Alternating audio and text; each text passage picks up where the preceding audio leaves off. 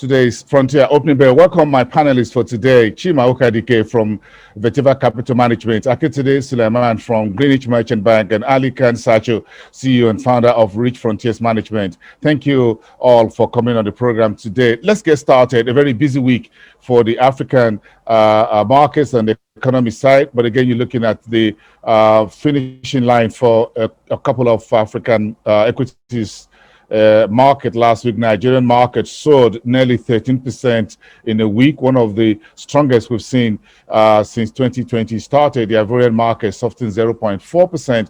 Egypt went up 1.08% on Sunday. The Kenya market knocked off together 1.70% on Friday, and the South African GSE softened 0.27% on Friday. As I said, it's going to be a very busy week. South Africa's Reserve Bank, that's the central bank, will hold a monetary policy meeting for the final time in 2020 on Thursday, the 19th. Zambia will hold its own monetary policy meeting on Wednesday, which is the 18th. And of course, Nigeria's inflation for the month of October will be in today at 11:30, just about 2 hours from now. Keep an eye on that. We'll chew that over tomorrow on the show. So let's get a bit more sense of Nigeria's market. A couple of corporate news coming through from Nigeria, but let's chat with the corporate news and economic news from East Africa, where insurance premium in Kenya was reported up 3.2% in the second quarter. Coffee outlets in Nairobi Java House is laying off staff. I hope they have some cup of coffee for me anytime I arrived in Nairobi to see Ali. So they didn't just close down yet. Hold on, guys. I'm heading to Nairobi as soon as the pandemic is over, and I could just get over to East Africa. Miss that great country, by the way. Tanzania is expecting the GDP to grow 8% in 5 years. That's going to be, as Ali puts it, a rabbit out of the hat. To see how that happens. I&M wants a shareholders meeting for an extraordinary general meeting December the 4th, just about 3 weeks from now, to finalize the acquisition of Orient Bank of Uganda. In the meantime, Crane Limited Bank is now out of business. Finally, the Bank of Uganda, that's the central bank, liquidates and wind up the commercial bank. Ali, let's have some cup of coffee. Yes, indeed. You know, looking back at it, this whole coffee drinking culture was quite a phenomena in Kenya. And Java were really at the forefront of it. Everybody started going for cappuccinos and what have you. Incredibly successful brand. Abraj was an investor before Abraj hit that roadblock, and it's really grown. I remember 2004, 2005, about 4 or 5 branches, and it expanded a great deal. However, obviously with the pandemic, there's been a significant fall off in footfall through Java, and they've been downsizing and downshifting the headcount for quite some time. So I think, you know, this speaks to the real hurt and scarring that we've seen in the economy. People have less disposable income, and a cappuccino at $2.50 is something you can probably cut back on when you think about it. So it's unfortunate, but it really speaks to the spending power problem that this year has caused for consumers in the city. Java is a very strong brand, and you know, I think they'll be sizing up again once they can see the recovery coming through. The insurance premium headline, very interesting, up 3.2% to 121 billion in Q2. And what we're seeing, we saw a huge entry of very muscular international insurance companies. Allianz is the latest. They're partnering with Jubilee. Prudential came a couple of years ago. And what we're seeing now, I think, is you know, the fact that people are looking more closely at the balance sheet of the insurer they're taking out insurance with. And this is actually pushing prices higher, as really it's become less cutthroat in terms of the premiums that are being charged as the big players come in, and people now look, you know, for the safety of not just the lowest price, but the highest likelihood of you being paid out as well is becoming important. So I think that's what that trend is telling me. In a difficult year, you're getting more sensible actuarial pricing coming into the market, which historically all these folks used to report losses and try and make the money up in investments. So that's an interesting development. Tanzania expects GDP to grow 8% in 5 years. Yeah, there's been a lot of skepticism about Tanzanian GDP. The Economist in particular looked at beer consumption and said there's no way this record of 7% stacks up. So, but this is a strong economy, obviously going through some political volatility at the moment since the election. The opposition are very unhappy, and there's a lot of activity around that. And unfortunately, has been quite a bit of unrest in places like Zanzibar and other places. So the question is whether Magufuli can bulldoze the politics and get the economy back on track. Of course, Tanzania said that there is no COVID virus there. But a lot of people are much more skeptical about that, given what's happening in Kenya right now, where we're at a record daily count, Uganda, which is at its peak as well. I&M EGM, December 4th. I&M, one of the tier 1 banks in Kenya. And really what they've been doing is bolt-on acquisitions. And this is another one of those, Orient Bank of Uganda. Bank of Uganda liquidating Crane Bank. Crane Bank was owned by one of these mercurial entrepreneur types in Uganda, ran into a bit of trouble, and I think the Bank of Uganda are now calling time on that thing. And final point, that cut in the mortgage rate in Rwanda to 10% from 15%, 500 basis point cut. That's pretty interesting, I think, because it will stimulate, I'm sure, housing demand. One of the perennial problems in East Africa is the cost of money. And that's why, in Kenya, I think we have 30,000 mortgages. But if you can get to a good rate, you're going to see, I think, a significant pickup in housing demand. Interesting scenario. And thanks for those perspectives around the the East African market. Let's move to West Africa and let's get a sense of, I'm sure, Akitide Suleiman and the rest of his colleagues are looking at the new Bank and Other Financial Institutions Act that was signed into law last Friday by Mr. President. There are a whole lot of provisions in there. We don't have a gazetted copy yet. I'm sure it will be a month, 2 or so down the line before its full implementation will hit the ground running. Access Bank has a new ED for African subsidiaries. This commercial bank in Nigeria is continuing its Pan-African expansion and consolidating in the footsteps of UBA. Then you look at Japol in the All Maritime, now clarifying its incursion into the mining sector with the Chinese H&H Mines Limited for mining in Nigeria. They're doing restructuring. They're looking for new loans and money to continue into the business of extraction in the mineral resource segment and reducing to near zero their business in the all maritime industry. Nimeth is in a pharmaceutical business, reporting for full year ended September 2020, 1.57 billion as the headline revenue for the period. Earnings per share 0.19 kobo. That's better than 2018 number. And GTB is exiting the Nigerian Stock Exchange. Will also exit its GDR, this Global Depository Receipts on the London Stock Exchange, and with the Financial Conduct Authority in the UK, and will become a company or a bank limited by limited liability bank instead of a PLC. Today, let me start with you with the BOFIA. Thank you, Brasson. I guess the BOFIA it's a good act which would say we solidify regulatory and supervisory functions of the Central Bank of Nigeria. One of the key contributions this would bring to the market is the credit cut, which would tend to stimulate recoveries of bad loans or loans essentially, and this would drastically reduce NPLs in the industry. However, in the time where we're looking at reducing cost of governance, the question begs that should we have a separate cut for this, or should this be included, or should it be inserted in one of those agencies? For example, the Economic and Financial Crimes Commission.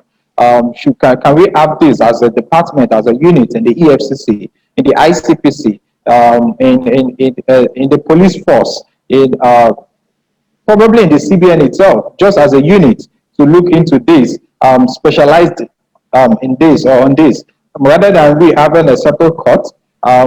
to handle this. Can this be included in one of those other courts, whether the High Court, having a special jurisdiction on this? Because we're looking at cutting costs of governance. In as much as this would help to a very great extent, I think we should look at the downside to it as well. However, I commend the CBN on this, and the Nigerian legislature on this. But we shouldn't throw caution into the wind. I think we shouldn't be too deep in regulatory holdings in the sector, because for the banking sector, the banking industry to thrive, there needs to be some form of flexibility, and so we should be careful on the regulations that we put out there. Thank you. Okay. Thank you very much. I got your point about setting up a whole new structure that will begin to be a drain pipe on the government. But I know that for a number of years, the Chartered Institute of Bankers and the SEC and Central Bank have always had this annual training for judges in terms of commercial cases and all of that.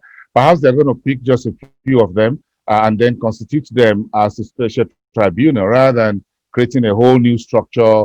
So it's just a tribunal, so they don't have to sit permanently, as it were, and constitute themselves and getting extra salaries. So perhaps they just pick a few of the judges that are already trained in commercial cases and they constitute them into a credit tribunal, and they can sit on cases and they can just go back to their normal court trend without incurring extra cost on the government in terms of salaries, wages, emoluments, and what have you. Maybe that would be the way to go. But having left the 1991 BOFIA in place for 30 years without review, I think this is a change because the landscape has changed a whole lot since then. We have telcos now we have fintech, we have everybody crowdfunding and all of that. So the landscape has completely changed from 1991 to today. So it's no longer, look at the banks we had. We can compare 1991 bank to today's bank in Africa, in the world, in UK, in the US, everywhere. It's a whole lot. But I'm asking Chima Okadike, how did we get 13% index return last week? I'm sure Ali and those others are salivating across the borders and say, hold on a second, 13% in 1 week. Where on earth did you get that except Zimbabwe? Yes, exactly. Chima. Well, Basim, so like you said, it's quite very significant and somewhat shocking. But the source is really well known already. We know that most of the funds have come from the fixed income markets. We can see what is happening in the fixed income market with the low yields currently being offered. I think the last PMA that was done last week, the one year T-bill went for about 0.3%, which is very shocking. I didn't think we would get to this point as at 2 years ago when we were seeing about yields of about more than 18% in the market. So I think it's just a reaction to what is happening in the fixed income market. Investors are running helter-skelter, looking for where to fix their monies that will give them decent returns. So everybody's leaving the fixed income market. Well, not everybody, because if you look at subscription levels, we still see that they are quite high compared to what the GMO finally takes, or finally took, if you're looking at the last auction. But it's really just because of the flight from the fixed income market. And when we look at that, really, the question that comes to everybody's mind, because last week we saw 15% growth. The week before, we saw a significant amount of growth as well. Yesterday, we see that the ASI is about 30%, if we even take account of the decline that happened on the last trading session of Friday. It's still around 30%. So in everybody's mind is, when is this a bubble? When is it going to last? How is it going to last? How long is it going to last? When is it going to pop? What should investors do? How should they be prepared for this kind of event? But I guess same as the cause of this bubble or the cost of this flight to the equity markets because of the fixed income, I think that the return from the equity markets would still be based on how yields in the fixed income market change. So while we have advise investors to remain cautious because nobody knows when people will start to take profits. Some of these PFAs that are flocking to the equity market might decide, 30% return is fine for me. You mitigate my losses from the fixed income market at 0.3. 10% is fine for me. Whenever I enter the market, 20% is fine for me. And then it just takes one person to start selling, or one major seller to come to market, and then people really follow suit. People are scared and they follow suit. So I think the stance advice would be cautious trading for investors. While we're all looking for how to get into the market safely, or get into where we can see decent returns, we should all be advised to be cautious. Yes. Don't get into the water when the tide is high. I guess Ali knows that very well. If you're not a experienced swimmer and you get in the market, get in the water when the tide is high, Ali, what happens? Oh boy, yes, we all know that chasing the market on a high can always end in tears. It's been a phenomenal performance. I mean, really, I think it must be probably one of the best performances by any indices this year in a 5-day period. It's a miraculous performance. Yes, I think the premise is obviously the lack of destinations for people's money and the repricing of the cost of money. And therefore, my question to everybody is this reprice going to remain, or are we going to see some kind of reversal? And I think if we're going to see a reversal in the cost of money, then maybe this market is a little bit parabolic right now. Yes, and we don't know how deep it will go when the sell-off starting, when the repricing starts. We don't know how deep it will go before the end of the year. Perhaps this profit taking will start before the Yuletide season. Today is about the middle of November. We're just about 30 days to the middle of December. So if the haircut starts now, how deep will it go for the Nigerian market before the end of the year, before we can begin to say, okay, let's get back into the market? Ali, we'll talk about the Southern African market. This week on Thursday is the SARB MPC decision on the backdrop of the Ramaphosa's economic restructuring program and the midterm budget presented by Tito Mboweni. He also came out firing at the World Bank, saying you can't dictate how we run our economy, because the World Bank says, no, we're not giving you that $2.2 billion US dollars, at least for now. How will it all pay out? How would it all pay out this week? That's on one hand. Zambia is also having its MPC on Wednesday, the 18th. I don't know how the Zambian, the central bank will react to the default issue with the Eurobond holders. Botswana Choppies is back on the GSE. Don't mess with the market. 2 years suspension. That's very hard knock from the GSE. No nonsense stock exchange. No bending of the rule. If you don't deal with the market rules of listing, then you are going to be out of the box. That's the message, very strong, that the GSE have sent to Botswana's Choppies. We hope moving forward they will behave themselves on that exchange. Ali. So let me start with South Africa first, and the SARB meeting this week. The rand has rebounded back to levels of around 15.50, this might be a window of opportunity for the SARB to try and cut a little bit more, another quarter point maybe. I think there is an opportunity here, but we're getting near the bottom of the cycle. I think it's going to be difficult for them to cut further, but they might take this opportunity to try and boost the recovery. We're of course waiting for President Ramaphosa, and I think the South African government, notwithstanding Tito's forthright talk, really need to draw down some more money from the World Bank if they can. Tito's always forthright, and I think that's what his charm is. But essentially, I think South Africa will be looking for a bit more cash in order to boost and change gears as they come out of this situation. So let's keep an eye on that. I think there is a chance of a quarter point cut, but we'll have to wait and see. If I can turn to Zambia quickly, of course, that's defaulted now, the first African sovereign to default in this post-COVID economy. Currency around 21, debt to GDP around 120%. A very, very messy situation has unfolded there. And they're probably very reluctant to use the interest rate instrument right now, which is the only way that they can probably stabilize the currency. And if they don't, then you could see a further slide in the kwacha, which is, I think, the worst performing currency or one of the worst in the world. Turning to Choppies, Choppies, of course, went on a big regional expansion. They were here in Kenya as well, but then retreated. It's been 2 years now. Obviously, they've stabilized the business, and that's why the JSE is allowing them back. It's not often that companies go off and come back, so that's, you know, significant, I think. And then I just like the last two headlines: Botswana inflation 2.2%, Angola's inflation 24.1%. And therein you see, you know, Angola is a complete outlier when it comes to the inflation rate.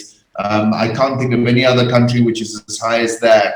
And that's in part because of the currency. The kwanza has been weakening substantially. And obviously there's a food price scenario that's unfolded there, which has also led inflation higher. The president in Luanda is also dealing with a lot of street protests and a lot of unhappiness. And of course, then you've got the previous ruling family, whom he has been trying to rein in and seems to have got under some degree of control. But the question is how aggressive he will continue to be with them in recovering assets. And that remains an open question. Thank you so much, Ali. So when you look at Nigeria's inflation outlook for today at 11:30, just still ahead. But very quickly, Akitude Suleiman, do you have any outlook from Greenwich on these inflation numbers expected today? We've seen our inflation numbers trend upwards. We do not think it's going to be different now, because if we look deep down into what is driving inflation in Nigeria, it's cost push. And to a very large extent, you see the FX liquidity and a spike in PMS driving the cost. And you see on a continual basis that those factors still persist, and supply chain, it keeps being disrupted.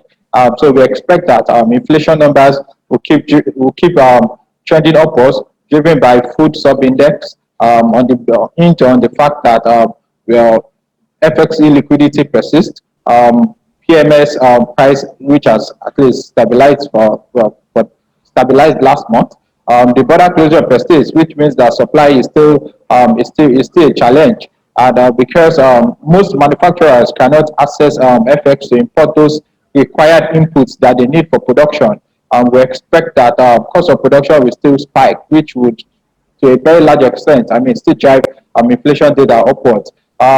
With the instability experienced in the food basket of the nation, the North Central and the Northwest, we still expect that food supplies will still be disrupted from that end, and we expect that the food sub-index will drive inflation numbers upwards. We are looking at inflation settling about 13.9 to 14% for this month. Okay, Chima Ukadike, in terms of what we've seen from last week in terms of this inflation, the depot price for petrol was adjusted higher by the petroleum authorities. There were a whole lot of panic buying on Friday evening until Saturday morning, because the pump price is heading now at the doorstep of 170 naira per liter. Do you think this should be a concern, or would be a concern for consumer goods makers? I think so, definitely. It would be a concern for consumer goods, because the lifeblood of the consumer goods sector is consumer wallets. And all of these things that you have mentioned directly affect consumer wallets. We see that if majority of people's income is spent on food, however, they still have to transport themselves, they still have to clothe themselves and all that.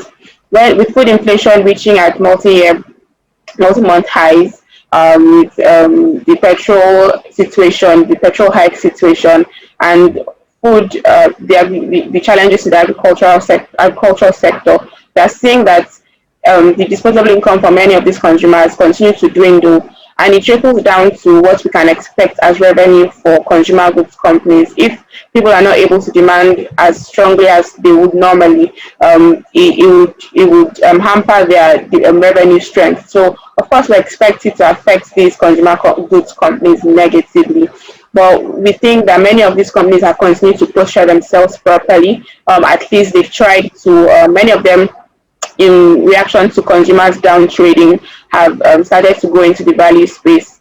they've embraced the statization principle of strategy, increasing their expansion of using sachets to get more more consumers into their bracket. So I think that overall we may see dwindling numbers, but I think some of these companies have positioned themselves properly. I agree with you. What is different does it make whether my milk comes in a tin or in a jar or it comes in sachet? As long as the quality is there and the price is low, I'm just going to buy it. But I'm a stickler for the tin thing. I think I grew up from the old school where you have a whole lot of tins stacked up and all of that. I'm sure Ali understands. But Chima doesn't care whether it comes in a sachet or Akiti doesn't care whether it comes in a sachet or whatever, disposables and what have you. I'm still with the old stock of how the tins and the Milo, the Banvita all come in over tin and what have you when it comes in a tin. I think I just get this psyche about having it in a tin rather than a sachet. But again, it's okay. I'm learning. Never too old to learn, by the way. Okay, let's look at North African very quickly and we'll wrap up the show this morning. Thank you, ladies and gentlemen. Egypt is launching its first phase of e-government receipt system. I think this is all about transparency that they want to get done. Morocco is looking at expanding its frontiers within the Sahel region, $87.4 million to boost regional economies. No one is letting down, isn't it, Ali? Absolutely. I mean, the interesting development with respect to Morocco is the announcement by Polisario, who had a ceasefire with the Moroccan government for a very long time, that they are starting operations again. So we need to keep an eye on that development. That's been a situation that has been under the radar for a while and suddenly is popping above the radar. Egypt launching first phase of e-government receipt system, as you said, increasing transparency and probably efficiency and collections. So they continue to reform the economy effectively. You might disagree with El-Sisi's politics, which, by the way, he's making a pivot. I noticed he's released a lot of prisoners lately ahead of Biden. He's probably not going to have such a good friend in Biden as he did in Trump, who famously called him his favorite dictator. But overall, the Egyptian economy remains on a good footing. Of course, they cut rates last week and the currency has reacted very well since then. Interesting. Okay. So now, thank you so much for wrapping it up nicely on the North African space. Thank you so much, Ali Kansachu, CEO, Rich Frontiers Management in Nairobi. Have a great week. Today, Suleiman from Greenwich Merchant Bank. Thank you very much. And of course, Chima Okadike, in charge of consumer goods analysis at Vertiva Capital Management in Lagos. Thank you so much, all of you. We appreciate that. See you again tomorrow. Bye for now.